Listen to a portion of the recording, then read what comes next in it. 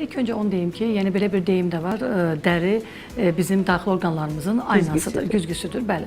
Ona görə daxildə olan problem varsa, mütləq şəkildə o dəridə istər səpki şəklində, akne şəklində, istər ləkə şəklində özünü biruzə və yaxud tündlüklər şəklində biruzə göstərməlidir.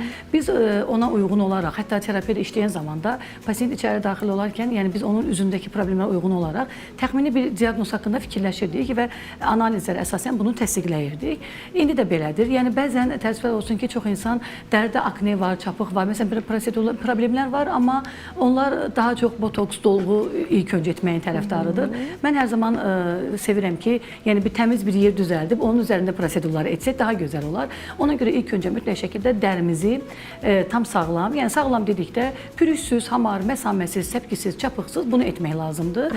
Və bu həqiqətən də mən bunu etdikdən sonra görürəm ki, bir çox insanları biz özgüvən veririk, komplekslərdən azad edirik. Çünki elə insanlar var ki, deyir ki, doktor utanırdım evdən çıxmağa bu vəziyyətdə. Elə insan var üzündə bakteriyası olsun, göbələyi olsun, hər hansı bir dəri problemi olsun. Onunla yəni ailədə söz-söhbət, uşağına belə yaxın durub onu qucaqlaya bilməmək hissi. Yəni həqiqətən bunlar çox pis hisslərdir ki, yəni bunlar insanların psixoloji durumuna tam şəkildə təsir edir.